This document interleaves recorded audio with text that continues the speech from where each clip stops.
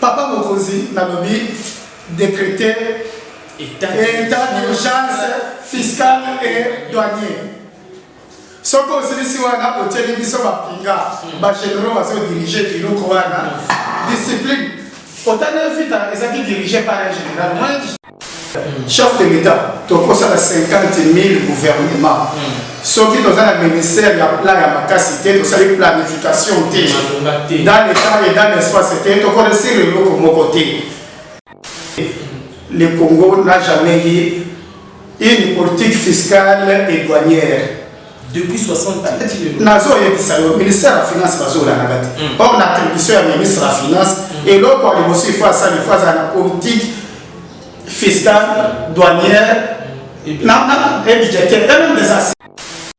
Oui, Motemili, Mandeko Balandi, Biscan Sozo, partout à travers le monde, on a État des droits TV, et c'est moi qui suis à Liberté, vous avez ébélé, vous avez Bisso partout, et tous aussi, vous avez s'abonner massivement de façon que vous avez l'actualité politique, économique, sociale, et nous sommes kosala manakati ya mboka na biso RDC pe mingi na Mumbai Kinshasa lelo nga wabino ndeko Jilonzi lokaka babalaza na eselo ya koyamba moko na bana mboka oyezali ndeko Freddy Lufungula azali économiste azolobi la fiscalité azolobi makabebele azana ba facette mwa mingi ninga na kolinga te na présenter mingi ye moko tamba kozwa maloba ayebisa biso azali nani auti wapi akosala nini pelobi alingi ayeba na kosala nini napesi merci na ndeko enoko aza kofilme biso pe na ndeko ako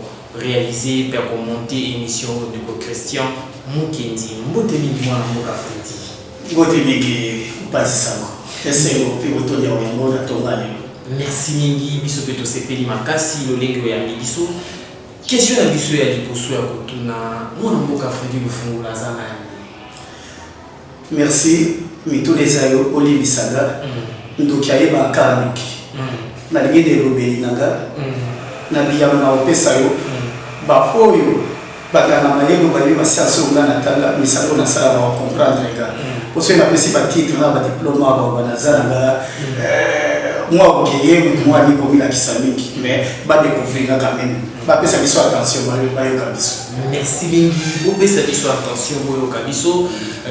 Les Lobelinae, beaucoup découvrir plus maintenant, les gars, flasher déjà qui est Monsieur Freddy Lufungula. Découvrir les Freddy Lufungula, pour les amis, tout d'abord, on a les réformes fiscales et budgétaires parce que ça monde dans le c'est-à-dire les économistes, les fiscalistes, les réformes fiscales dans le monde biso batomini bakolo ba aussi bato ça la réforme pour étudier les choses en kelingi attaque on ensemble ba ko bato ko na 4 milliards to na 11 milliards mais fin de compte ko kisaka ya moka kati et ko senga nini mwa moka vraiment trop mais la profondeur na répondre à toi volume à trois dimensions il y a les bossos congolais tout le la complexe. Bakelasi au midele batalisa ba congolais depuis 1960 lelo aussi to kokapé pour ça ba réforme na spécificité ya congolais chef de l'état to bakambia gouvernement ba benga ka midele te ba ko pesa toujours mayele bana mayele basé de l'université à Kinshasa na ba administration pe di pai na di pai et là ba sera zone wa boye. Les réformes fiscales, douanières et budgétaires doivent être permanentes. Et la science. Donc la science, on ne badine pas. Pourquoi vous évoquez le Congo était là au même la Bible Maloba, tout ce que nous vivons aujourd'hui a déjà existé. Oui, pourquoi nous devons aller à Loba. Un problème sans solution, c'est un problème mal posé. Ceux qui vont monter à Congo, dans un cas de budget 2 milliards, 3 milliards, donc, ça va réformer, il y a des choses, ça va poser un problème dans le monde. Diagnostic est mal posé. Ceux qui vont poser le diagnostic très bien, beaucoup vont appeler la solution très bien. Pourquoi dans la zone de Congo? boyebi ke biso ya Congo tosalaka ba réforme conjoncturelle. Soki likambo ekomi nde biso tosempresse de trouver solution. Wani babenga ba réforme conjoncturelle, donc trouver une solution palliative en attendant non. Mais Mundele Lelo a raisonné fiscalité à 2050. Fiscalité numérique, fiscalité écologique, fiscalité environnementale. Au bisonot. Bisonot a raisonné dans une autre année. Bisonot fiscalité en 1960 belge article 10. Donc fiscalité on a d'abord éthique à la réforme et le groupe été. On fait que des sur place. Ceux qui Covid et côté na Congo, alors on a bon bilan c'est le côté la loi de pas foutre dans la beauté. Conjoncture. Donc ma base solide et ça na beauté. Il y a aussi cette fois-ci chef de l'État non Ségaro, tout ça la réforme structurelle. La réforme économique, ça va stratégie à court, moyen et long terme. Parce que le domaine de la fiscalité, ça n'est immaculée là. Et là, il y a l'année de l'économie. Donc, quand la fiscalité, tout ce que l'économiste était. Et après, sur la économiste, il faut que vous sachiez planification. Le ministère de la plan, ça la PPM, il a ce qu'on doit planifier. Entre guillemets. Chef de l'État, tu as 50 000 gouvernements.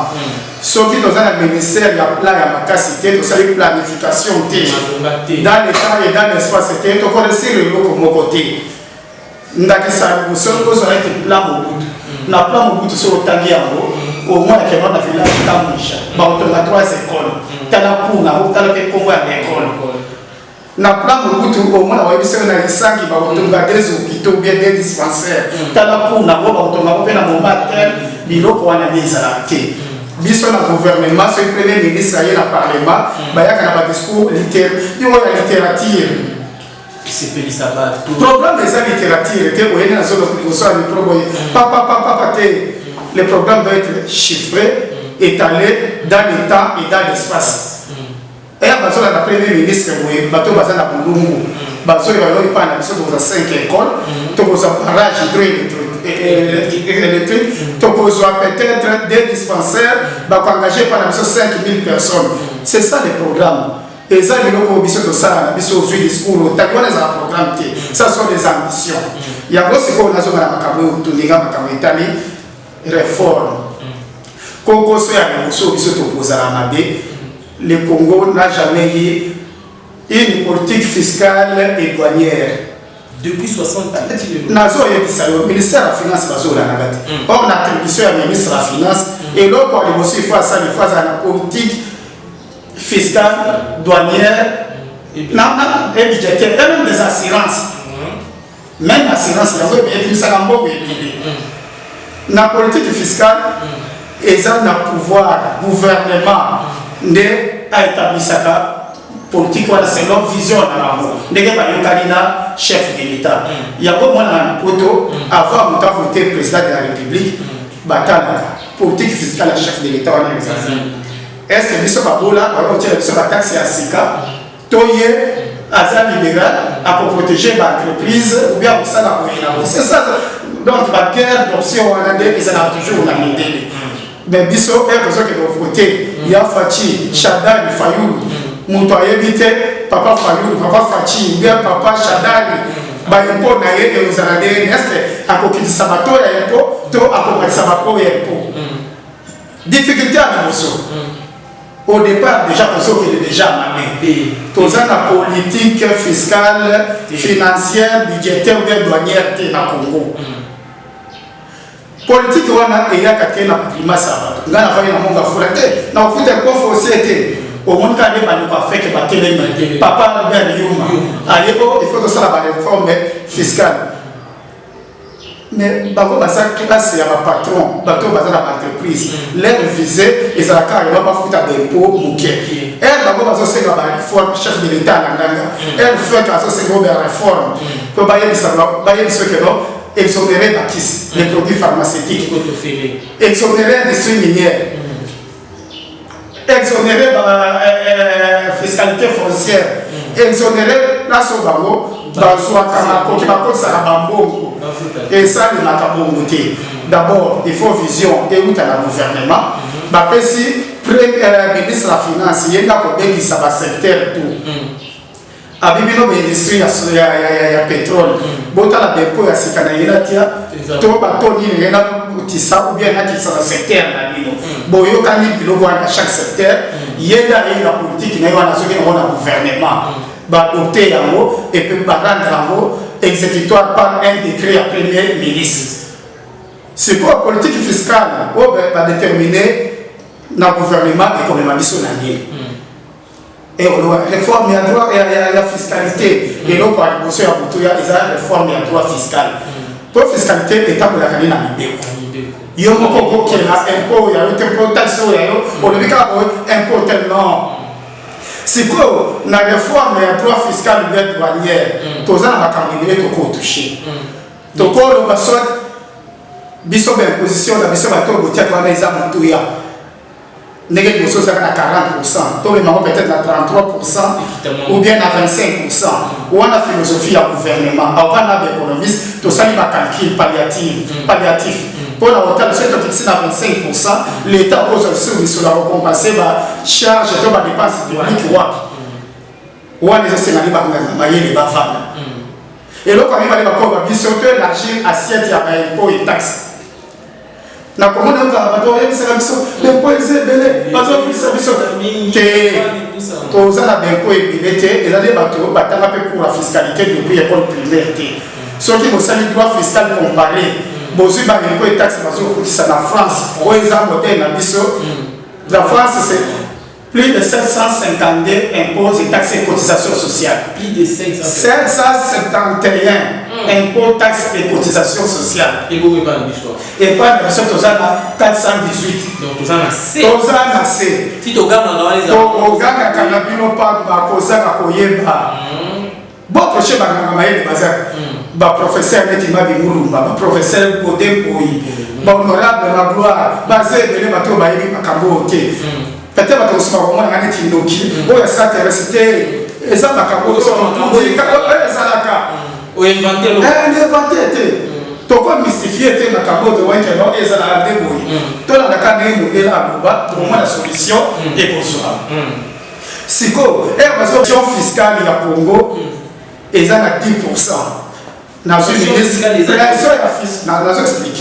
Pression fiscale, ça veut dire au moins du PIB, la richesse, il y a revenu, au Congo de créer. Il y a moi mon salaire pour créer $10. Il y a moi mon salaire créer $20. Ou il y a salaire sur la salle, sur la et tout. Tout le Congo est créé $100.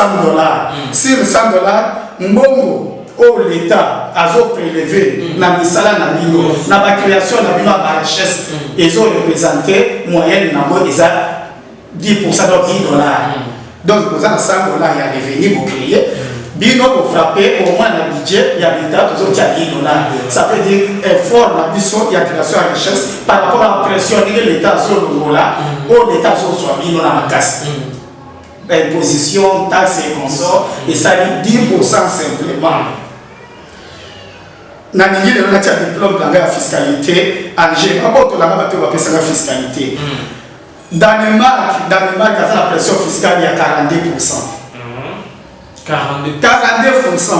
France, c'est à dire 44%. Bah, que si moi, je comme on a géré à 40%. C'est qu'on a France, on a Congo. On a des Camino, on a la taxe élevée. Au Congo, il y a l'autre salaire de l'autre côté. Pourquoi nous avons dit ça? On a quand le cadre de la réforme, pourquoi nous avons 10% il y a revenu pour y mission. Il y a pression fiscale. Premier diagnostic. L'économie congolaise est urbaine. C'est-à-dire qu'à la grande ville. Nazo et Bissau, impôts et taxes à foutre à Kaoka dans la grande ville. Or, 2 345 km² de territoire. Nous avons 26 provinces. Sur les 26 provinces, nous sommes on a 35 villes. Mais le ministère de l'Intérieur va se rendre. Et puis, la ville à Mopé, quand on parle de villes, exemple, les villes à Moussam, sur le premier une agglomération virale, Mais ma béni à moi ma béni encore ville. Ma réalité. Ah, et c'est la mobilité, fiscalité, c'est la première difficulté. Notre droit fiscal, mingi, est focalisé sur les centres urbains. Bateau, par exemple, la ville, n'est pas foutre avec impôts et taxes. Ce qu'on a une mission qui pour. Ok, na féchi. Peut-être le monde a déjà arrêté. Au moins, on a déjà exact. Ce qui n'a tiré même na Kinshasa. Quartier au côté de Salaka. Tchad. Qui t'a dit Tchad, on a tiré na C. Déjà, il était là au coma. Mais t'as pas cher, bazar à bomber, mais notre fiscalité, exactement dans ça, là où il y a les industries et les entreprises. Ils ont manqué à gagner. Ils ont manqué à gagner. Tous un système mondial, on a ce droit fiscal à Bissau, et ça depuis 1969. Bon, on a copié l'idée à Belgique. Bango, le monde rural, c'était un monde agricole. Tout ce qui a bon va Bango, va s'arrêter à Caoutchouc, passer à la mission car la Cao va se mettre à tabac et ainsi de suite. Bango va exploiter Kuna, va bien ici. C'est quoi elle, l'idée de Bakenda, l'entreprise, la cotonnière, le retour à la économie rurale, les alacas qui sont sautés. Et là, c'est quoi qu'on a besoin de ça, économie rurale, pour tout ça, c'est quoi production d'Abisso. Nous avons créé un peu de côté. Musée Julius Nyerere. Tatawana, on va perdre l'indépendance na Tanzanie. Alors, pour que nous ayons des émotions à la Tanzanie, tout le cas de minorité, nous devons développer le soutien. Mais tout coopérer dans le modèle. La terre est arabe et tout. Oh, ma cause à la bilan, on a plutôt. Pour comprendre, là-bas, on va comprendre. Ce qu'on doit pour que les petits bagues de Chikapa, pour autant, il y a un nombre exact, c'était plus de 1000 villages. Quand moi, village, je suis chef de Fungula. On a chef de Fungula, pour ça que le village, papa, j'ai dit ça, Salami. Il a regroupé tous ces villages-là. À Genève, c'est là qu'il y a qui quitte. 2000 villages. À découper, à subdiviser, 500 villages, 500 villages. À vivre habitat, nous sommes à point X. Bozala, aménager le terrain, à tourner village moderne. Basali va faire des places avec mes délais baillés. Venir va tracteur, va passer ma semence. Va trouver un moussala, va passer à l'agriculture familiale, artisanale. Va retrouver la binanga à mon délai. Oh, le Kamakamti, Zimbabwe, ma fermier, ma personne ma fermier, ma gueule, on a surtout. Binobo Sala. Binobo Sala. Elle, comme on a ça dans mon délai, la village moderne, oh, bah, on fout un salaire, on fout un hyper. Un peu professionnel, c'est la rémunération. Moi, quand on va dans le village moderne, on va fout un peu foncier. L'industrie, elle peut produire TVA et Kokotawana. Tant que la pollution est posée à la macabre, au commun autour, il y a un village, grand bois, un commerçant, sous Bakolia. Les gens qui sont là pour Kangalos, au moins la pharmacie et Kokota, pas de commune à ville déjà et c'est créé. Automatiquement, déjà, les chefs c'est produit. Parti où on a tout est comme fiscalisé. Bon, comme Kota. C'est quoi, papa Fachi? Na sehemu salaki hata pozima na msala na pesa manyero na boyite kwa vile baba azolo baba azolo mukabusala azolo kape msala poko ko na ngata kisaka klaso na koke na sama bilete na mabiele nyoso yekufa na ukapa lelo bakizozi bakenda to kwa c'est ça c'est quoi pour ça na kamwana est-ce qu'il faut to bela ka ndele façon là ndaya na kongo pesa sema yelo wana mais ça c'est les gens de Tanzanie baba ko benga mo système ya ujama na batanga économie agricole bayebi makambo wana mais pour adapter la spécificité ya Congo pour attention mabe na bile bozale ba obenga mindelo bien un investisseur ougandais sokaye ne to so sama kamasi kafa alors bibino ko pesa ngana feshi na tia bilanga na o batekali ko ougandais batekali ba rwandais o bayena bambibe na ba chef na bango ezana maladi to ko se développer katia na mentalité wana. Donc nous devons fiscaliser le monde rural.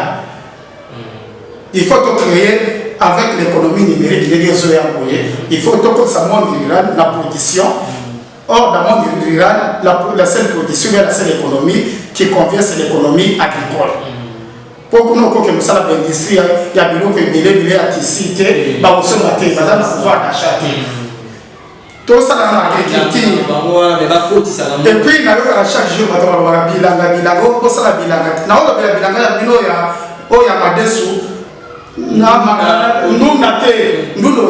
des enfants. Nous avons des tabac, des caoutchouc, des café, des cacao. Bilanga na bilo kolobela Massawa chef de l'État na Nanga. Massawa jamais développé Congo et développé monde. Bilo na bilo kolia Massawa ta exporter yango et que na Angola mboko na ngo donc eza biloko ya likumu. Ya kwa sala kilo côté. Mais bo sala na compteur ko ba sala bilamba bo mona bo côté. Bo sala BVA bo côté. Bo na l'huile de palme bo sala ba savon bo côté. Donc, l'agriculture industrielle et commerciale, ou bien commerciale. C'est quoi celui-ci, politique fiscale, qui doit fiscaliser le monde rural et côté, comment produire, pas comment on peut ça déjà. Chef de l'État, c'est quoi la première décision à prendre. J'ai ouvert quel débat. Boya peut ça malaise Neko a ça fait numéro et l'autre a est de proclamer l'état d'urgence fiscale et douanière. État d'urgence fiscale et douanière. Et lui on l'a dit. Donc ça la réforme et administration fiscale et douanière. Biso na moyen sa chef de l'État pour ba to so lote ba soda ba ko sala na misala administration te a nommé na DGI a nommé na DGDA a nommé na eloko ba bengi DGRAD a nommé na ba régie financière na ba service connexe a nommé ba généraux soldat. Dans l'état d'urgence fiscale, pourquoi il y a un DG à DGI, généraux, ministre, politicien, déjà et ça coup de on a généraux et le côté directement la douane sans payer. L'État moyen place à mon temps à casse, ça peut nous à casse. C'est ça. Donc, les généraux, ceux qui généraux qui soient bénis, à coup de faire la monnaie. Si il y a le chef de l'État, la nana très bien, comme on le voit, comme c'est la misala Nandimi, nazo c'est la misala Maël, des autres dans la sécurité misala. Mais la salle a fait moi misala dans la week-end. Nous mettons la régie financière et puis la service connexe et tout. Et dans la chaîne de la finance publique, nous mettons les généraux. Les généraux, c'est la salle qui est erreur. Bako juger la cour martiale. À auquel auditorat, bako kate la yé malaboko. Ah, vous allez moi Bobangi. Et puis, dans la direction à découvrement, les citadins se voient que tout un soldat pendant 3 ans. Tout le monde va gérer ma camétanie. Batia va généraux. Batia va généraux. Papa. Nous qui avons découvrement. Les camotés. Mais, il y a des choses. La fiscalité dans les amis. Sauf que les soldats, camions et télénotes, ils n'ont pas qu'on avait un peu foncier. N'a pas foutu. Pour nous, moi déjà dit et tout le monde a foot. Il y a la lobby. Mais bon, il y a monsieur Amman, mais ce qu'il y a aussi moi dire. Papa les a pas passé. Vous voulez savoir moi que Papa Mokosi na lobby décrété état d'urgence fiscale et douanier. Ce que vous savez si on a au télévision Pinga, généraux va se diriger biloko wana discipline. Autant de filles, ils sont dirigés par un général. Moi, je discipline de des années. Discipline. La messe, le monde il y a discipline. DG, imaginez que DG a DG, Gérard, il y a Nani Azava général. Quand c'est l'innovation, on a intimidé. C'est que, en dehors de l'économie, deuxième décision, chef de l'État créé parquet fiscal et financier. Parquet. Tous les procureurs attaché à la Camargue, fraude douanière, fiscale. Tribunal de commerce. Tous les tribunal de commerce, exactement. Tribunal de commerce est un tribunal entre guillemets spécial. Pour moi, dans le commerce, c'est la simplicité. Et c'est la jugement au cours pour la 5 ans. Le tribunal est ordinaire. Donc, il y a aussi la dette à l'État. Tout général, on a la DGI. À Fundio, à Zanérer, au Fundio dans 48 heures jugement et bimi, bah condamné aussi la nuit. Mais quel autre là, bah procès fiscaux et là bah procès tribunaux. Et sous ce sera 15 ans, l'État a gagné. Au comment l'entreprise X a sa dette à l'État, il y a 15 millions de dollars. L'entreprise on a préféré, après ça va magistrat. L'avocat, tout 100 000, 200 000 dollars, va valider ici. C'est comme ça. Et il y a quand même été. Il faut tous en procurer. Au même temps, tu as non? Oh, il y a un point, il y a un matériel qui si nous ne pas pour l'État, tu as pas pour procureur, on a aucun il y a un Canada qui nous soit, pas pour qui t'a autorisé. Et puis pourquoi nous avons parqué ou ana et ça pourquoi? Yo moi ni soda avec la ça c'est pas ma femme. Ce cas avec les ça c'est pas ma femme, balander lié. Avec ici ma bénédiction. Dissipation c'est des armes. Biso pe mutu ampa. So qui batangi yo le côté place on a restaurant. Bozo coopérer. Batangi yo OK la tribunal spécial voilà. Donc, il va juger que par DGI, DGRAD, na OFIDA, na DGDA. Bateau na bazala statut wana bazala justifiable devant procureur de wana babolandi na bango. Donc, il y a DGI boyi pour faire le coulage de recettes ou bien dans le service d'assiette. Procureur a initié action. Balangeli yo, ba juger yo, et ba frapper biso au moins makambo ko changer na Congo. Ngongo e kokota. Ozola on a très bien. Est-ce que Makambo, la boîte à la mais ça va quand ça. Pourquoi pas ça la carotte? Ceux qui ont créé le Rwanda, il faut créer ce service sur la casier fiscal. Au cas où on va un casier judiciaire. Oh, avant, on passe pas. Il y a un casier judiciaire dans l'issue. C'est quoi ça, casier fiscal et douanier. Aux heures, on sait qu'un passeport pour voyager, mais c'est Chimanga. Moyibi Ampako. Au foot à Ampako, tu es bakala ou ça fraude aux passeports, tu es au bimaté.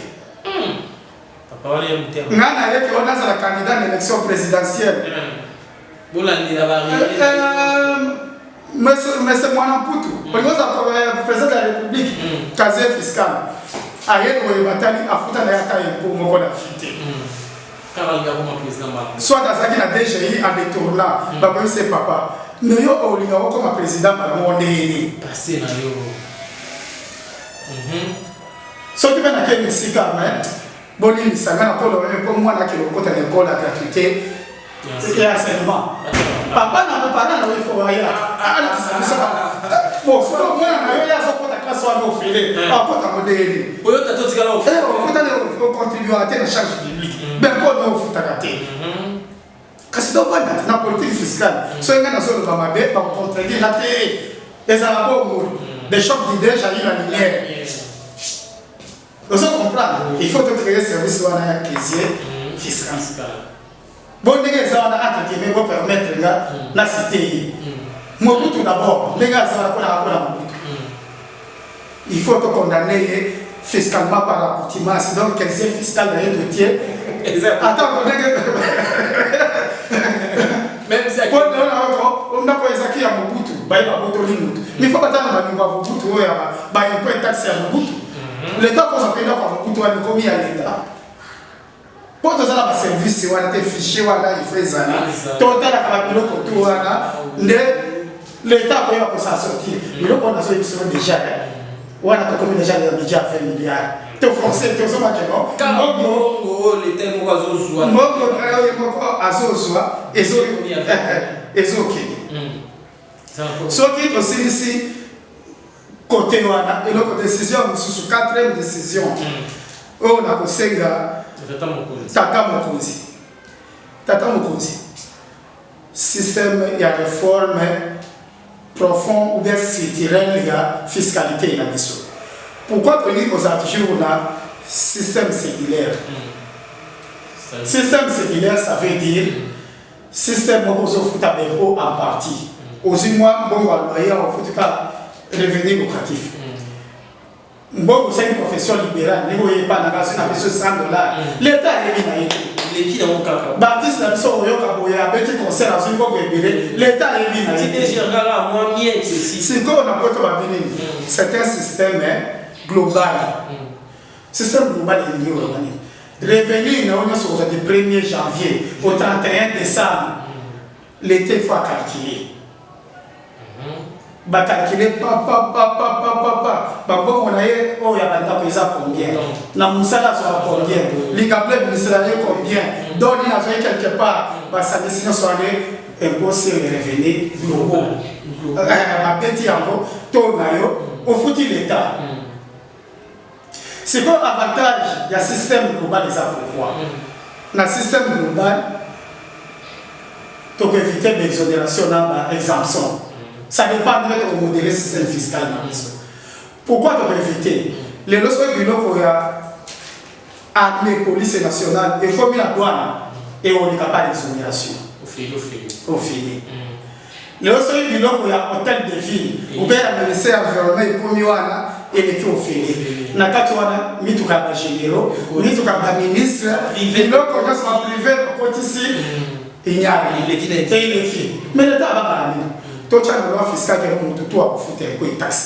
Mais ça va être mais ça va bon à l'État. Et surtout, on a dit que l'armée va vous foutre, l'État et moi va vous foutre. Au début des dépenses publiques, l'État et moi foutre avec une taxe, et ça va 4 fois budget à pour ça, aujourd'hui, ma tracteur, ma char de combat, ma menace, ma biloko, toi, ma tout. Tout le bateau fout ça la police. Bon, armée, les entreprises publiques. Bah, faut taper impôt. Les restes de la zone va foutre impôt. Régie a foutu. Armée va foutre même impôt. C'est comme soldat a foutu. La zone est oh, tout le monde, soldat va foutre rien, va foutre un ding. Et un soldat déjà, se fout déjà impôt personnel minimum. Peut-être chaque jour, on doit 100 millions. Naturellement, chaque jour. Pourquoi tu fous un impôt personnel minimum? Chaque Congolais fout d'abord il y a manqué $1 par chacun. Fois 100 millions.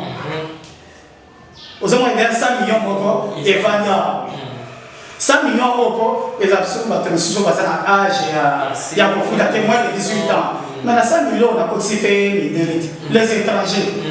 Pour comprendre, comment on a la science. Pays nous sommes étrangers à faire un personnel minimum. Nous avons Angola, nous fiscal. Pourquoi nous avons Angola, il faut la carte fiscale. Mais on a sorte de ça, on a Keita, Baïsa, on a commis à Gombe,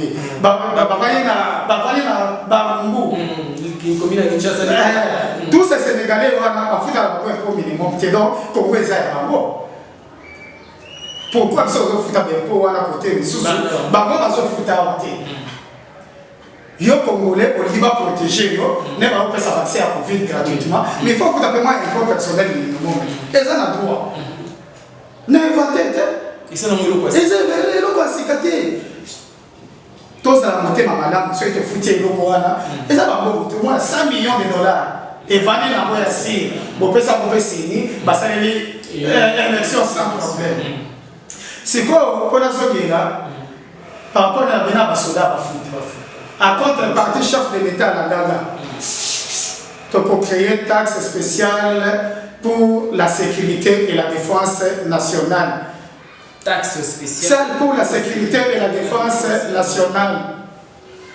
Expliquez-moi mon question. Chef de l'État. Et ça, moi, ma cabo, et ça, la pays, moussous. Biloko en Asie. Guerre, tu peux assurer défense nationale de sécurité contre la corona. Budget n'a pas ordinaire, vous voyez, vous avez un budget à 4 milliards de dollars. Bon, d'abord, 3 milliards pour financer la guerre à l'Est. Bon, traquer la corona. Bon, il faut tout fondre la question. Il faut qu'il faut que les blocs par fiscalité. Mais place à comment la réforme. Est-ce devons-nous rester toujours avec notre fiscalité ordinaire ou bien tomber vers la parafiscalité? Au moins, il faut la chrétienne routier, bafonner, il n'y a pas de parafiscalité. Parce que moi, parce que moi, la carburant, il n'y a pas besoin de financer Banzela.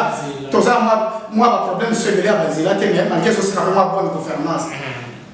Ce qui est l'autre, par exemple, dans le cas de la carburant, exemple, tout ça, le téléphone, tout chaque Congolais, na crédit au Sombaka, Balongolaka, 20 francs congolais, 30 francs congolais pour la sécurité défense ya Congo. Na caisse moko ezawa na o batieka armée na biso géré. Au conseil de la défense et sécurité ba na fond wana. Chef de l'État, soldat pour le $100 à comme $1000. C'est quoi ba biso to ba ko ta musala mo to ya no armée ba côté la na armée ko ta biso to parce qu'il y a des salaires là-bas.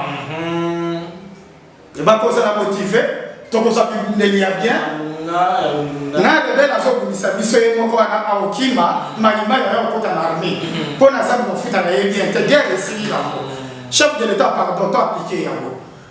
D'autres les taxes spéciales pour le financement de la sécurité et de la défense nationale. Assiette nango, c'est un débat. Tu vas place ni to fonctionner taxes là. C'est quoi ce soldat à comment vous à la taxe spéciale, il faut avoir un PCA, il faut la défense et la sécurité. Quand c'est la fois où on a reçu la avion, on a eu à foutre la taxe, on fout la douane, on fout la biloko, c'est quoi le Bissanga, généraux Nini, après on compte sa route au Canada ou bien la pièce hollandaise, on fait les parfois. Entre guillemets, moment de fois, des moments de qui m'y malmo. N'a pas de général, on fait bien la mission qui est passée, on va passer sans nom. C'est le monde mais ma ici à Boé, papa le fond là. Aussi dans les médias où il y a quand même des endroits avec ici qu'on côté ça ma ici à Boé et ça va m'appeler. Pourquoi comment qu'il bosse parce que ça moi on mot. Quand on était baé kinga na makanisi na maye basé belé na Congo. Tozé les aka moi na fungu la te. Ngana na zot gestion qui nationale d'alarme. Babé biso chef de l'État. Quand on a fiscaliste, ça la réquisition, l'économie c'est tout. Quand ça me sonne à mon galier, pendant une semaine, mais nous avons dialogue politique, consultation politique, quoi ça fait consultation budgétaire, fiscale, économique. Donc, on va dire qu'on a un gangamaye, tout le monde a besoin de la mission. Vous payez ça mécanisme. Au moins, ma tonnette va faire ma dire, notre banzam est économie. Si vous dites, moi, les petits comme ça, comment on ne peut pas. Il faut savoir que les autres sont dans les autres. Mais ce qui est vieux, dans le monde numérique, il faut taxer les quotas et quotas pour ça la privé. Attends, il y a la raison. Vous comprenez? Tout ça peut être tout le monde, monsieur Abangamaye, tout le monde. Donc, ce qui est aussi ici, un effort, voilà, c'est au chef de l'État pour l'Anada. Pourquoi le budget en France est délai? Puis ce budget est à la carte qui est. Pour le moment, avec d'autres fiscales, on va débattre peut-être. Le système fiscal ordinaire est comme il y a. Nous avons tapé dans les cafés. Au moins, avec la barrière, la recette douanière peut baisser. Donc, on supprime la recette de ressources. Il faut surtout sur la ressource palliative. Si on a des ressources, tu as 3, 4, il faut tout ça. Il faut tout basculer vers la fiscalité et les cotisations sociales. La France, les cotisations sociales, c'est 60% du budget. Il y a un prélèvement. Il y a un prélèvement public en France et social. Donc, il y a un salaire déjà. Il faut déjà cotisation sociale. Et ceux qui n'ont pas. Il y a déjà. Baba obéir la thème maman Denise Hôtel monsieur du Congo. Cotisation sociale bien à la région obligatoire. À financer déjà donc il était dans la bureau pour la santé universelle. Il faut d'abord système, il y a cotisation, il y a sécurité sociale. Donc ça fait la cotisation sociale dans la mission. En France, au moins, secteur de audiovisuel. Vous avez la taxe audiovisuelle. Par la fiscalité, les offres préfinancées car Makambo Itali Bilanga, par la fiscalité, taxe agricole, déjà la domaine au moins la taxe parafiscale, on va affecter mon élo comme sous les salariés. Babé ça comme Bilanga, comme Magoté, on sait la bonne tout. Mais ouais, ça un peu de taxe et ça n'a pas évité de ça. Qu'est-ce qu'on va gagner de ça? Tout le fait comme si on va te voir tout sur. Ou on a ce que c'est ici, Makamoya, au Italie, par la fiscalité, tandis que non, ton migré vers la parafiscalité, tous ceux qui ont réforme des entreprises publiques. Professeur n'a pas dit qu'il passe à combien la Makamoya. Où sont les résultats? Mais l'autre fois, ça va déjà. Papa, soit Kasnel pour un abisso. On appelle ça honorable Singi pour nous le moter. Yo évite que non courant na biso pas maso et ça la réforme na fiscalité na biso ala kaka ya courant to pesi courant en Afrique mobimba to ce budget il y a 10 milliards de dollars depuis yo so ko tam na la pesa nini na pesa pe mabuko abidja au moins na la contribuer à rien nous va malungati régime des hommes mali ya biso tchad na zana mali te bazo lukamai hedi misa polémique et non côté il faut réformer l'entreprise wana bateau dans le secteur, il faut bailler des services pour la décoller, et puis SNEL, pour contribuer à budget à l'État, il faut gagner combien? Donc, comme il peut te dans ce cas, pourquoi la personnalité a fait la filiale de la Zimbabwe, l'Afrique du Sud, les investisseurs étrangers au Congo. Mais ce n'est pas pour les investisseurs au Rwanda qui. L'économie se fait très bien. Il y a un économiste qui a développé un principe. Alors, il faut que Bitumba, ici dans la monde, faites des intérêts économiques croisés. Je vois que c'est les choses dans le courant. Courant, on ne peut pas s'en rendre. Ba dépendre de courant na biso. Ba otala wabite. Ba wande, exemple, ebi richesse na ba wote so imaya. Mai na ba ba pesa ngona Brazzaville. Brazzaville. Aba no pesa pesa peut-être billet. Tout dépendant na ba mona billet. C'est qu'au jour président Rwanda a ko attaquer biso, ba ba ke no kata biso courant na. C'est ça exact. Elle on ne pas ça sous le saut. Ça se me on a toujours conciliation n'a dépendant peut-être dans il y a Kinshasa. Les intérêts économiques vont faire, il y a toujours qui est dit.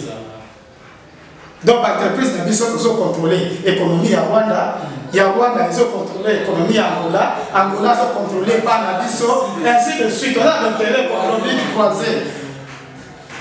Là c'est vrai. Donc au moins déjà que non, 10 000 Congolais passent à la SNEL au Lusaka. Moyen de mettre à Zambia, et ça va théorie économique. Et on va t'amener ça. Mise en place. Mise en place. Mais on va profiter dans ces cas, tu étendre tout ça va réforme de l'entreprise. Domaine de l'assurance. Il y a une série de Monisco. Assurance est dans Rwanda. C'est ça. Pourquoi? Parce que marque assurance n'a pas de crédibilité. Malgré ma libéralisée. C'est quoi avec ce CAF? L'entreprise, la société ou l'assurance, il y a Rwanda, il y a Burundi. Donc ça, l'assurance n'est pas dans la route. Au moins, l'assurance a dit que il faut se retrouver compétitif. Les locaux sont à importer ciment en Angola. Mais dans ce cas, il va varier un peu. C'est nous, c'est nous. Déjà, comment on fait face à la compétition. C'est l'État qui a un chômage. L'économiste va voir la bataille comment. Place dans les gars. L'entreprise doit entendre l'entreprise sérieuse, l'entreprise assise. Par rapport à l'entreprise, il y a canard boité, tout ça. C'est l'État qui doit se préparer. Makambo, il y a une zone de libre, échange continental africain et banal de l'unité. L'idée, on est banal depuis la création de l'OIOA. Donc, il n'y a pas de ainsi de suite, tout se développe au niveau, il y a une sous-région. Tout ça, on va structure. Quand on aura des structures, on va lancer Makambo. Comme nous voulons faire domaine, on va arrêter à tout ça. Tout continue à Zilekaf. Zilekaf est aussi d'abord.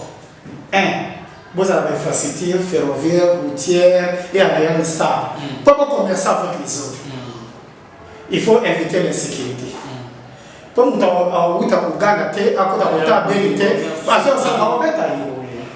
c'est dans ce cadre-là, il faut tout pacifier le pays, tout aider pour s'intégrer. Tout ça, la banque, la banque sérieuse. La banque sérieuse. C'est quoi, comme on est banque égyptienne de développement.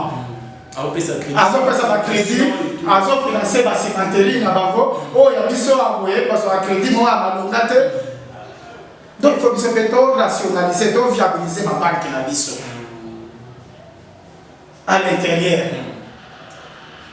On a processé les CAF, tout ça, une édition bien élaborée qu'on a la Kisaï. Réforme, nous sommes au Bassengi, on a la zone là. L'unicité va unifier l'administration fiscale. Chef de l'État, première conséquence, vous allez jeter les gens dans le chômage. Parce que le directeur informatique ou à DGI, directeur informatique au FIDA, donc on s'en passe comme ça. Mais il faut la perdre. Oui, on a la gérer. Deuxièmement, les champs est très vaste à fiscalité. Ce qui unifie, pour couvrir le territoire, la mission fiscale, toute l'étendue. Et puis en centralisant ces impôts-là, on a des impôts et comme il peut payer. Premier piège, on fait qu'à côté de Bissot, tout comme un système à bouclier fiscal. C'est ce qu'ils cherchent. Bouclier fiscal, ça veut dire quoi? Fiscalité, ça veut dire qu'on dépasse l'impôt. On faut impôt à mal, impôt à environnement, impôt à entreprise.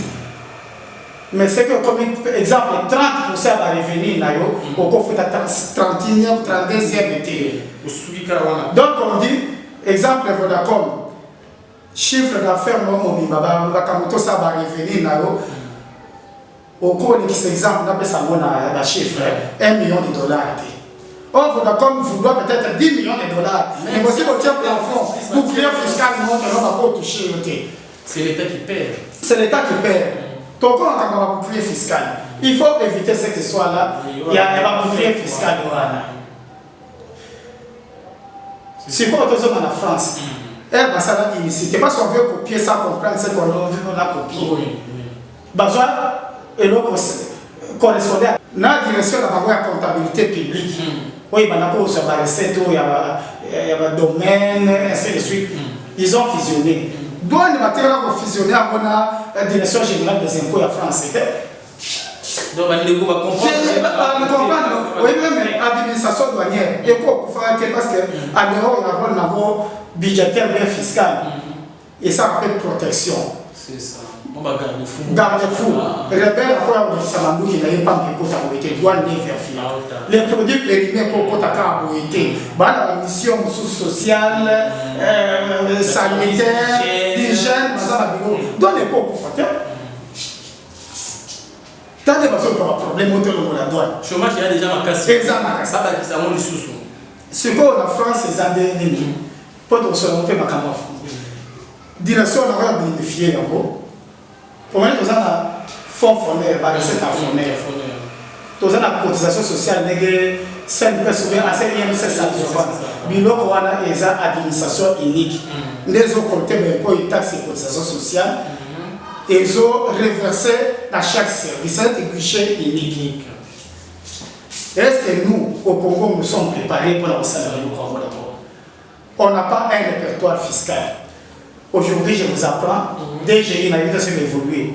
Sur les 100 millions de Congolais, dernièrement, le répertoire a été à 50 000 contribuables. Mais 50 000 contribuables, comment vous pouvez attendre des recettes? 50 000 contribuables, parce qu'on a un DGI. Basa makamba numéro impôt et soukabi. Maintenant Mundela sala numéro impôt cadastral fiscal. Fiscal non numéro voilà déjà. Nena on a nous comme avenue X numéro 30. Donc numéro on a déjà na cadastre. Il y a déjà na service ya impôt. Numéro on a déjà na le pango. Numéro 1 des matricule na rappel à Motuka. Okima wa. Okima wa. Nini. Attends, tu as zéro okima ba yono azala le pango na adresse. Adresse. Numéro 1 des pesa okelo ba yeba moto les revenus à sala ni ba yeba na fonctionnaire. Comme ça na fonctionnaire c'est obtenu na o na za chômeur. Parce que le recensement on est au Canada il faut la fiscale il faut pas le censer sur le plan fiscal. Mais le recensement électoral. Mais le recensement fiscal va passer, il faut bailler. Il y a moi j'encourage le recensement unique, mais tu établis un fichier fiscal dans l'ISO et au bout qui est qui? Qui fait quoi? Qui fait quoi au Congo? Après la réforme de l'entreprise, l'entreprise il fait contribuer. C'est ça. Pour Tobimina, classe nous soucie à penser, à fiscaliser, nous sommes non. Un peu il y a une condition qui est l'État m'a coqué billet, l'État paye comme un commerçant. L'État m'a donné un service public a créé la régie des eaux, a créé l'assurance. Donc l'entreprise va financer 80% du budget. L'entreprise est à l'État. Mais l'entreprise n'a pas et l'autre côté. C'est quoi parce que ça coûte la réforme quand on a assigné le chef de l'État est commencé à faire la réforme. Il y a une administration fiscale. Ça est la direction de la fiscalité minière. Direction de la DGR. Il y a d'autres cas depuis la révision à code minier. Et il va changer, va réviser, mais la petite peuple a changé. Mais après ça, comme il va diriger le Congo, nous sommes recensé dans le carré minier, recensé dans l'entreprise minière, nous avons une taxe là-bas. Nous avons une exonération. Mon qui était avec les bébés pour l'état de 3, nous avons un état de 3, oui, donc c'est la deuxième direction. Direction de la fiscalité des hydrocarbures. Na évite ce que nous appelons quoi au la fiscalité. Mais pourquoi dans Brazzaville? Na ne sait pas que Brazzaville Kenya qui s'arrête bayi bakati. Pourquoi budget na bagwe za fatis? Bon on va faire la pétrole. Mais ça que ça la pétrole na moine. C'est ça. Toi tu as une direction na besoin spécialement au temps de fiscalité pétrolière Rwanda. Mabeni na Rwanda. Il est comme un bizarre. Ce qui est aussi ici, on a papa, chef de l'État, n'a pas ça. Ce qui est célébrité un jour, n'a évité ce que il faut la combattre député, on a aussi la réforme. Budget n'a pas 4 milliards ou bien 5 milliards, 5 milliards de dollars. C'est quoi, on peut ça le ministère des Affaires foncières, n'a pas la réforme foncière. N'a pas babouillé. Je vais donner aux Congolais 5 millions de parcelles bien aménagées. Nous sommes pas aménagés. On va voir si on a un bon fou. Na kena so na ba Congo. Na kena Chikapa, na kena Goma. Na teke 5 millions de parcelles bien loties. Na $1000.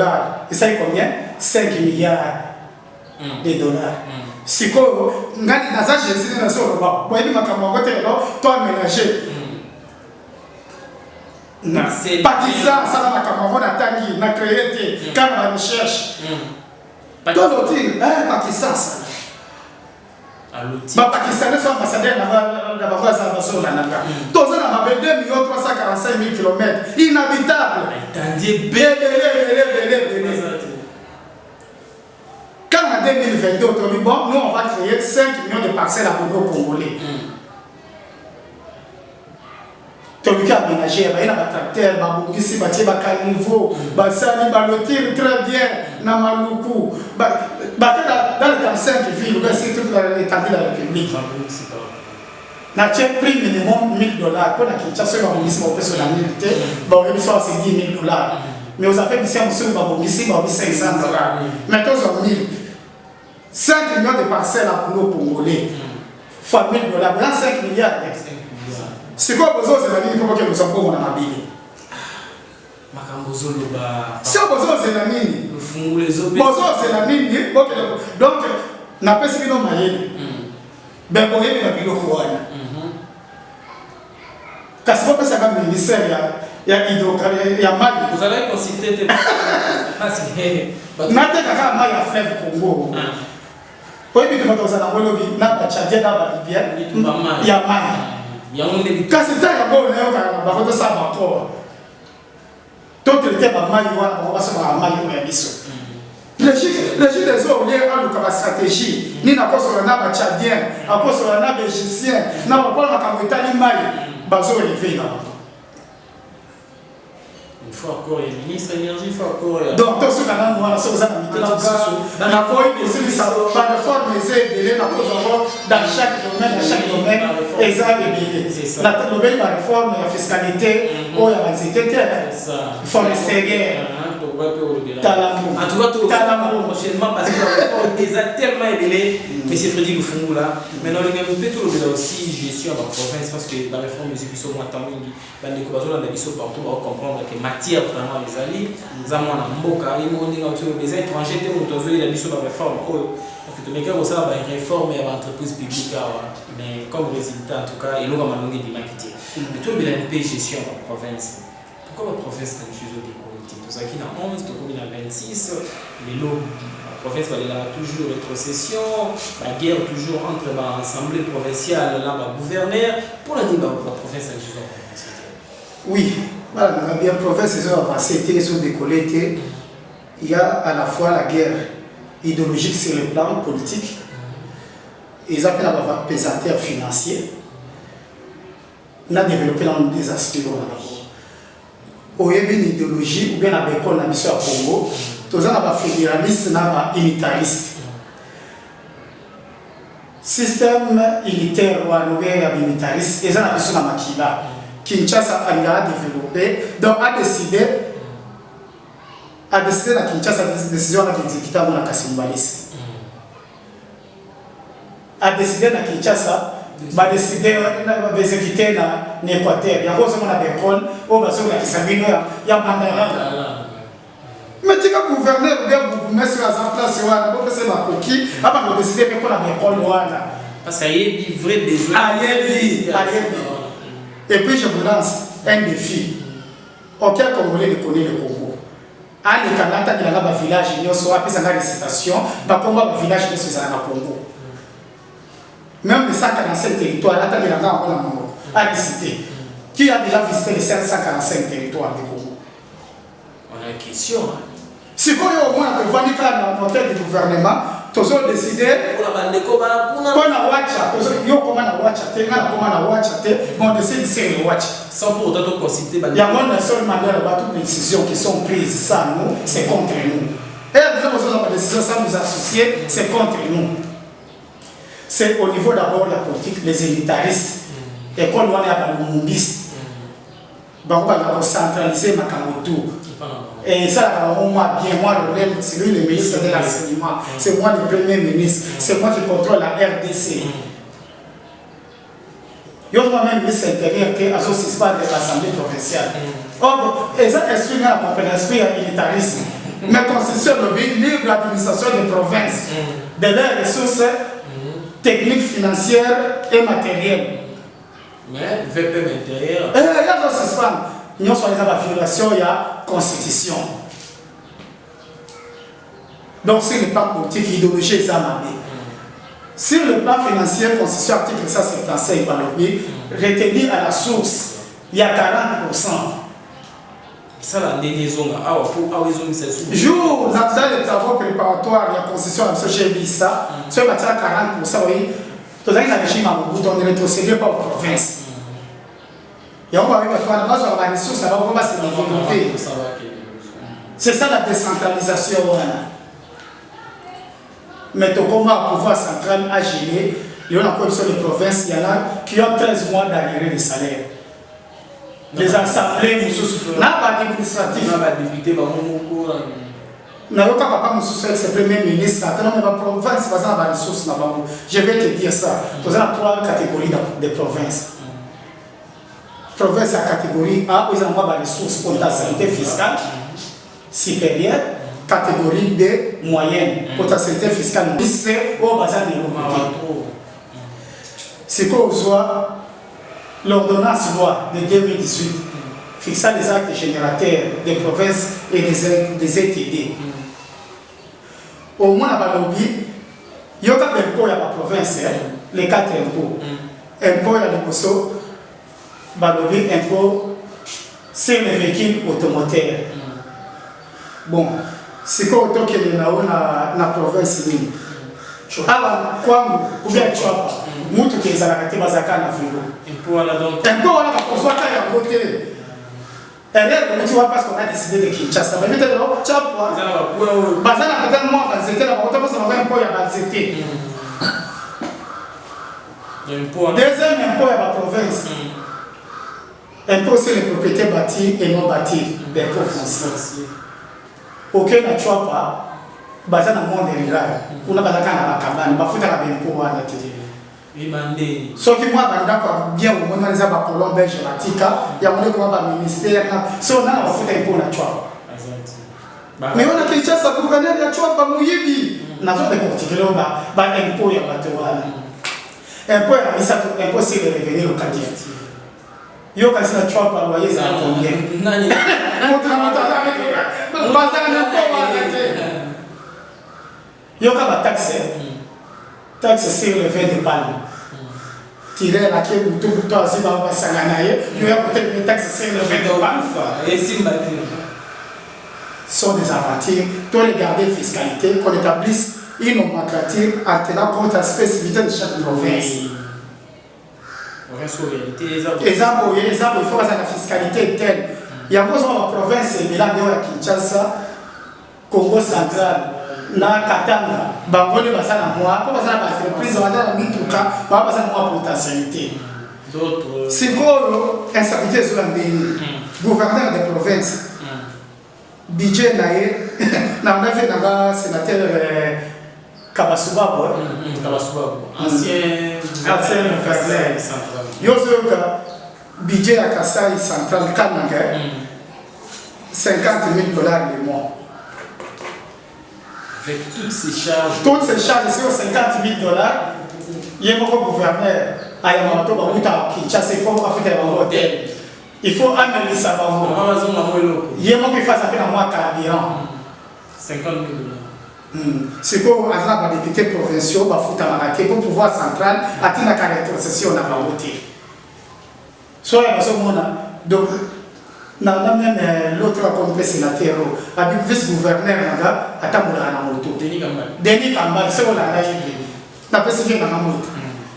So ba woni gouverneur à Tamoula na moto ka bien, député à Tamoula na moto, président assemblée provinciale à Tamoula Nikolo a oui. Mais on a la motion. Akendeka, parce que bon président. Allez, sur le pouvoir central, il y a sur place le pouvoir central. Et moi, on a fait ça raison, mais malgré nous soutenir la montée des ressources budgétaires. Nous avons un budget théorique de 5 milliards, pour que ce soit 5 milliards. En réalité, le budget de 5 milliards, c'est un budget théorique. Sauf que 5 milliards, il y a la charge à grand compartiment. 5 milliards aussi de rémunération. Nous avons frais de fonctionnement de l'institution au niveau de 60%. Mais souvent, c'est 70 voire même. C'est 60%.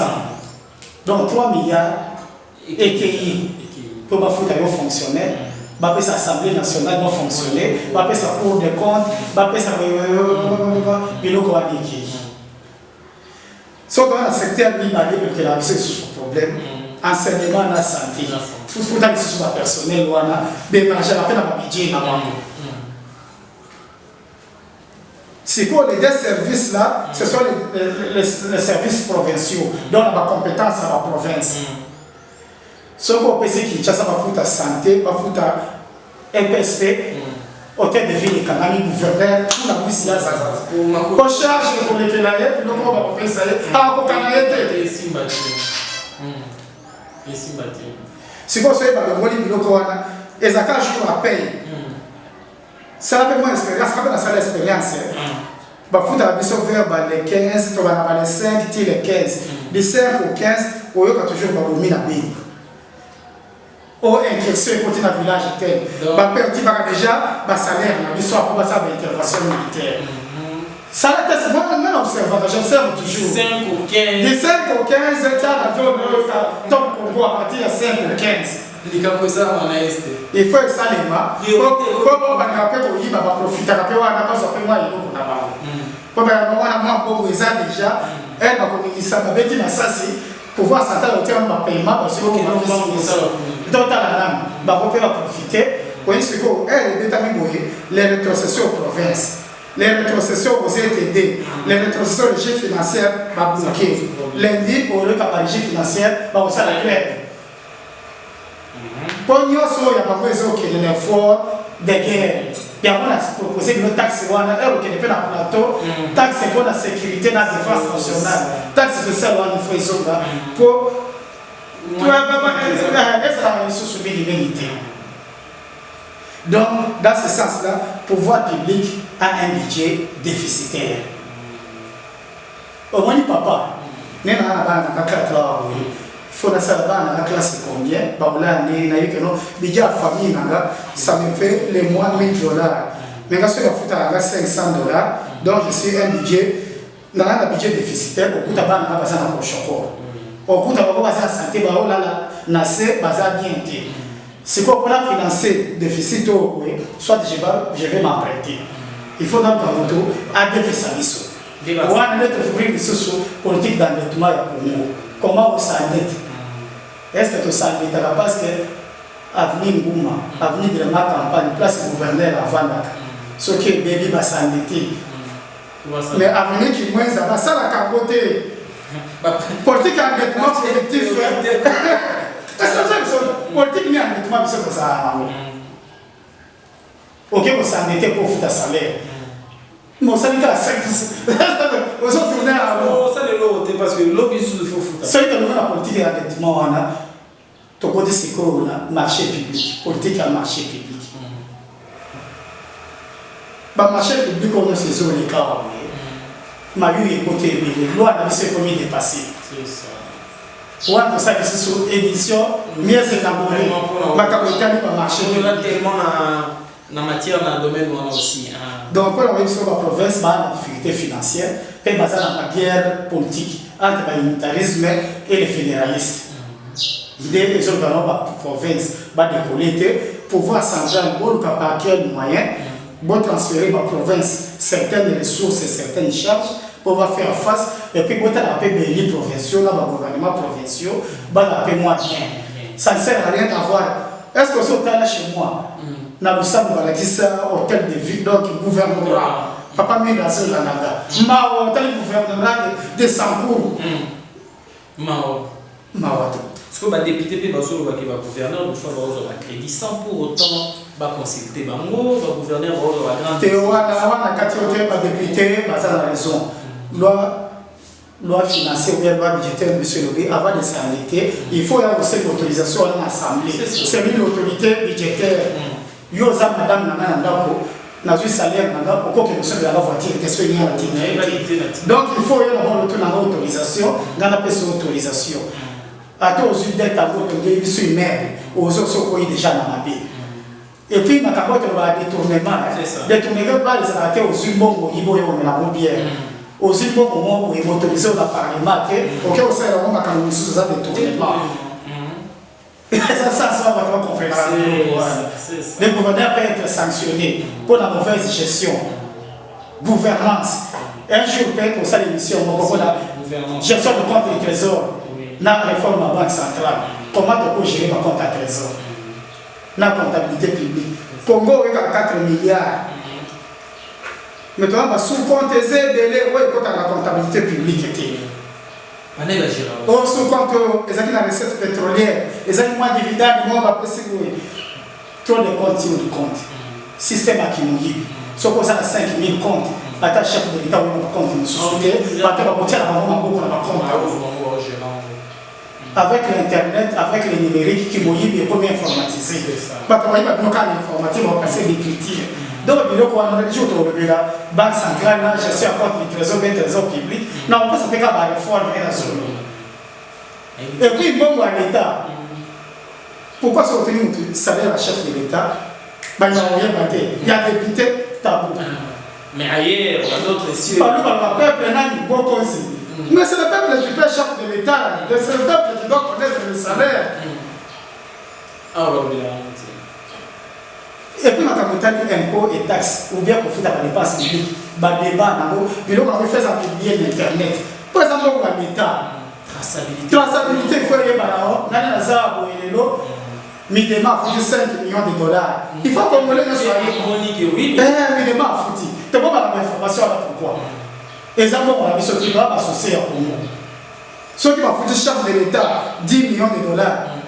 Tu as dit, tant que ça peut bouger quand les membres du gouvernement, quand il faut passer la déclaration, la bière, depuis Kabila, il était à travers combien, il est sorti avec combien, tout le monde est dans RTNC, mais tout le monde a fait un contrôle citoyen. Quand le chef de l'État Fatih entre, il dit j'ai 20 maisons. Les jours qu'il part, il déclare sur la commune à 25, que 26e maison à Boumou, moi à Boumou, ok, encore si. Là-bas, on a besoin de la maison, sous un bon lit. C'est ça le contrôle citoyen. C'est ça. Si les gens qui ont 4 il faut forcer dans les foutas. Mais je vous dis dans les généraux, ça merci vraiment. Papa Freddy, tu as été vraiment pour me mêler sur la main. Mais dit que tu as dit notre émission pour sur l'amour. Maintenant, les gars, on va même quelque chose par rapport à la commune et à mon foula. Toujours, on a un problème, c'est vraiment et tout. Mais puis, nous avons deux députés professionnels parce que nous avons maman. Nous avons maman qui va aller là pour maman Zaki, nous avons maman Malam. Mais tu vois, comment qui nous tourne point tel, mon fleur, comment qui nous tout le monde a voté, mon ami, tout le monde bidon jaune dans si moqué, on s'en bien la bidon, c'est-à-dire papa qui est dans la ville, à toi qui m'a poisson, mais la maman a ça, on ça. Pas difficulté de soin. C'est vraiment, on peut savoir moi en beauté. Peut-être que ma maman a battu. Non, on est ministre. La plus belle femme du monde est peut donner que c'est qu'elle est là. Aux autres, mon ami, il fait d'abord le pouvoir central. Ma caponologie à gestion à sécurité, et ça, la compétence, il y a pouvoir central. Biso to le policier était, biso to affecté la policier était que non quoi c'est la général, le seul qui va nous là, c'est Valoka sous, dans tout la gouverneur était, dans tout la maman régime était, dans tout la maman tchassa était, dans tout la beauté. Si ça dépendait de maman tchassa, la maman régime, peut-être que si ma sœur qui m'a généraux, ou bien ma colonel Moussoukoubaya na Monga Fula. Problème nazo masiko na kana député na biso nationaux. Ta yango et ba na Monga Fula. 14 vers 15 députés à Lukunga. Tu votes à un complexe pour mon total baïba kaïpa wera. Mon total baïba kaïpa papa, baïba vote à un gombe, n'a pas de campagne. Kuna déjà zélé sebunga, kura et zalaka. Mais biso à la Monga Fula, soit la loi votée yo, à l'ouana ventilé, t'as la mise au rouge. Parce que vous payez ce que vous avez cédé. C'est ça. Ce qu'on vote, ma mère, vous savez, vous votez, ma mère. Votez d'abord, Moutou à la Moutou. Moutou à la Moutou. Net, ma bisou. Sauf que nous avons parlé mal aux Alabama. On l'a déjà mis. Oh, est-ce que nous avons parlé mal aux Alabama? Parce que nous avons dit que l'école a un complot. L'école a un Makelele. L'école a Moukebaï. On a le Moukebaï. Donc, si on considère que les gens ont déjà, il y a moins que l'homme Moutou à la Moutou et au Sani. Donc, il faut d'abord, niveau, il y a pouvoir central. Bataille na biso makambo commune na biso pe ma commune nyonso pe ma province yo kama makambo to sala na monga fo les campagnes de l'obia insécurité insécurité pour favoriser pourquoi mai na biso à 3h du matin Kindoki. À 3h du matin. ADG la SNEL. Yondo tina rabatoire, on va que le travail à 3h du matin, la terre. Courant à 5h du matin. Attends, papa, elle m'a vraiment pour qui toko, mon tabina qui a cabine à Kati Koura. Courir sur à 2h du matin, la victoire va tomber à la terre. Bakasi na 5h zone na 2h. C'est pas quand même à chaque jour. Kobana papa Mobutu ti na papa Fachi. Soit biso le votaka biso na Congo te mon fula, on va se retirer des élections. To sala Congo mabeni. To sala bino pardon boy bisa biso. Mabanga Bamuelon, la ganga bien Bamuelon, Bakayas, ouais les autres dans Congo. Et ça dépend des élections Chikapa et où tu n'as pas fula. Bamuelon on va se faire mon amboudi, bazo on a qui mwenza, bazo on côté dans la mité du côté. Mwelo biso za papa moli bana monga fula. Mais maison communale na biso ezakata makadami, ligne route asphaltée. Ezaki ndo qui c'est la réalité ou bien quoi? Et puis ba bomba na sima, maison communale na sima. Ndé bisika na solo ba, siko soki ba député na biso nationaux na provinciaux ba solo ya makambo te, ngape na kotia ba bomba ya moto apekisanga te. Dans 2000 na boya siko ata moi 5 mètres ya makadami qui maison communale. Na yo hôtel mila yango. Est-ce que la possible mabanga il y a bisa kama mabanga au sommet carrière na ti ça kunate carrière na bombe ça ti donc biso ko ça ila ka bombe donc bravo bino ko tokata biso bakolo mabanga na biso tokali ka ero ko ani bali na oye bisai mayo bela kana bombe to na commune na yo rivière Kalamu ezala ka salike mayo bino ko bela ka régime des eaux bazo na rivière na biso na monga fula. Mais pourquoi nous sommes dans la maille? Nous sommes dans la ce n'est pas ça, mais là, Moïse n'a rien qu'à sa rivière. Comme ça que je sais mon bateau, mais la régime des fois que tu as Babylone, on est en tout. Quand on a fou là, ils sont fait ça comme Mali. Bon, mais Maïti, et que Bombe, et que ma campagne, et que mon frère, mais dans mon fou là, on va pas le Mali, ça a mon fou là. Bon, le fait na profit donc on met tout que état pour avoir ça mal. Mon ka fula so malité. Na pas donc na maika na lingua là na bombi. Pour qu'on a politicien ça là, on a pas sur bande. C'est pour ça. Est-ce que ça qui nous quito nini? Zela benga moi na gate aussi na pas sur facture. Mbaka montali le ti coura bâtir taxe d'éclairage public. Mais ça va na fula to zo fruta. Plus de 250 000 personnes. Autres qui ont enroulé la statistique passée. Ça vous tient à la maison, une activité commerciale lucrative. Qui est dans la balade, nous sommes venus au Boutou, qui est dans l'éclairage public et Zawapi. Pourquoi nous sommes venus à l'éclairage public? Qui est dans la route qui est moins ça. Qui est dans la route qui est dans l'éclairage public. Qui est dans la route qui est moins là. Kota qui est moins là, qui est dans l'éclairage public. Mais bien fait bana kimbwana bana kindele elle va ventiler politique baboya comme baye ba ba pe wera na jibe so ibo baye ba ba bonga pe ba boye baga no ko voter ngape na kota na koso na makamba ba pe tani ba na ba ba voter ba une escroquerie fiscale botia la mission éclairage public mais c'est le gouverneur c'est notre na ko saisir le conseil d'état pour les escroqueries ou la mission éclairage public na monga fula to ça l'éclairage public était basala ba terrain ya football matata ko mwana boka matata ko atena bavungu atena na matete mwana boka matata ko pona kosukola mai ya monga fula ko bénéficier na pour ça foot avec l'éclairage public azab champion mais pona monga fula boya na ko pesa biso ata terrain ya football dans monga fula les même pas na terrain ba na ko kasi tangela na ngoza mo kasi sambe to na terrain mo te o basalela biso mo ya bien ba basalela biso terrain te ba beli biso ko sala mo afa yeso biso ta sala mo pa si mo yebi ko tu garçon a tona to za me ata na boîte de nuit na mo ngafula kasi to na bazela te mo to ya za se fa bazela za na bien zele do miza mala mo peut permettre de banya toza l'université na biso mwa catholique kuna ya kanisa nzele kufa bake oza mbongo ya bakara po basala nzela wana ti lelo procès na mona yoka bote na bianga kuna zeli ya fale keleti e ko bati na bimsum na biangala nzela ko te mona nzela te monga fula na beni no biso so sala sikoya sima pe ni yebima eza na monga fula boya ni so profiter na bongo ya biso donc c'est un bana monga fula basa la confiance na mona monga fula pour que aïba non défendre ça ne dit pas que non pas ça la confiance en moi monga fula mais il faut pas ça moi monga fula o ya yebi ozama ye la zana motema pe okoza ba ni monga fula motaka no ba chimie otanga no peut-être mécanique makambo na zo lo yo yebi na ote l'État dit aussi pour éviter de se faire que l'objet apporte pour pas éviter l'érosion. Est-ce que il va te soutenir dans le bureau de l'État? Azama na monga fula, azama ayebi même temps on va être là wa pe ce qui est là wa c'est ça. Tout n'est pas même parquer la bombe à la place il na yebi na yeke. Mais faut éviter que bato ba yebi, pas porter dans ba beti, bato ba diplomatie parlementaire. C'est ça. Donc ba na monga fula il faut se souder pour voir le faisceau na monga fula et puis la bateau baza la volonté ba na cœur pe baza na mutu so que changer te to beta di bagati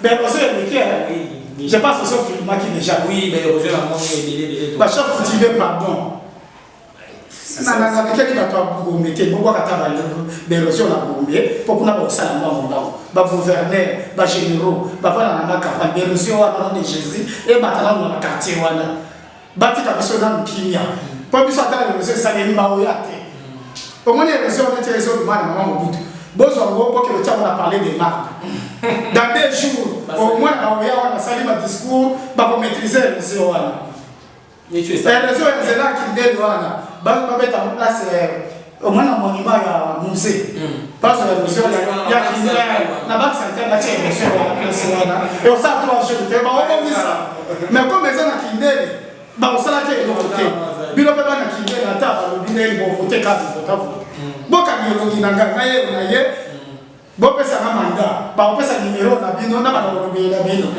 ata na télévision boye na ba lo comme tout ça il parle qui la mandaté ata dans la décision te bo pesa na mandat populaire et mandat citoyen na lo bindeli la bino. Merci beaucoup papa Freddy Lufungula. Ils acquis vraiment et c'est moment du bonheur sur Koyambayo tout comme pratiquement la fin émission de ce tour parce que bah point de réalité ces derniers temps bah Kati la télévision TNT mais sous déjà ministre Jolima Lobaki Yango et tout zonga tout sur la Makambwana en tout cas même on a fou là-haut tout ça toute une émission pour la érosion pour la nzela cause normal il sécurité pour tout la bande de tout ça vraiment une émission bien élaborée mais pour conclure l'émission de l'eau le bani au cause à l'amour au carbone la déconner sur la télévision. Oui, merci. Nabi Boy, notre Loba. Napesi, yo merci d'abord. Merci beaucoup. La chaîne Nabi soit bien. État de droit. Bah, considérer, bon, il y a toujours l'état de droit. Bon, ça va gouverner, même chef de l'État. Bon, les canards, bon, peut s'appeler ma canissio Yabino.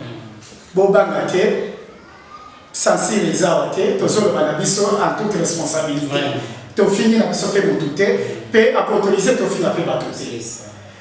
Il y a mis balai, on a chaque jour dans le Congolais, tu as fait la maille dans bisoté. Trop de licenciés, trop de docteurs. Il y a des chimistes, puis ça une solution au Congo et bon, la secteur pétrochimie. Il y a des sacs à pont, ou bien des œuvres d'art, puis ça une solution pour moderniser peut-être ville à Kinshasa. Ngambo tunasala fiscalité n'économie, n'a pas la peine d'abattre ça fiscalité d'économie, to pesa maye, to bomba tele mo be choué, pour jouer que ça ko komba, tu as ça la oui.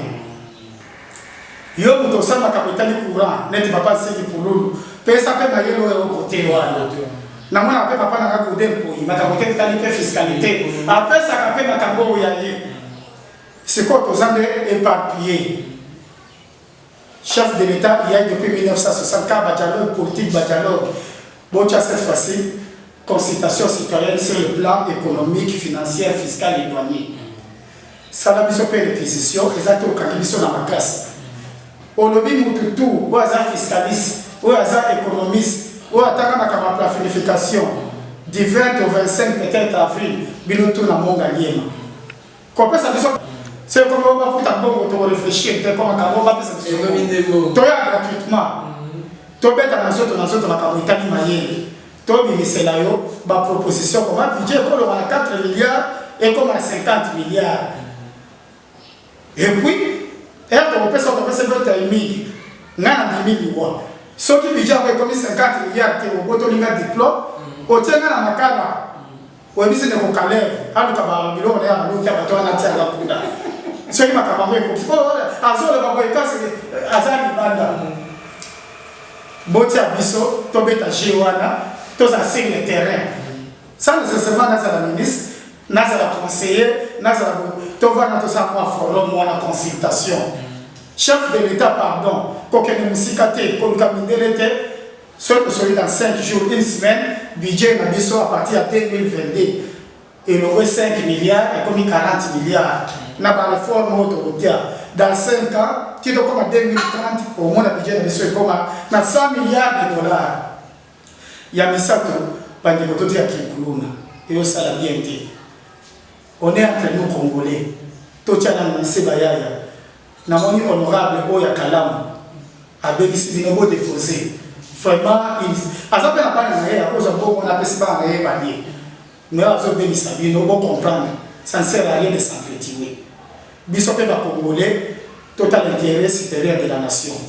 Towe la ka poto kota gouvernement parce que kota kuna ba pesa o be bonheur rebele. Na cette fois-ci gouvernement o bi masoji no bi be kuna ba pilio ministre o mo ba ko la famille na OK no na mi charge. Ta la charge o me yeliga. Au lieu de se lo ba ko lela o ba ko ka banganga ba yele peveni na o ba no botala. Yoso se pelaka, nous devons, pas le gouvernement de guerrière.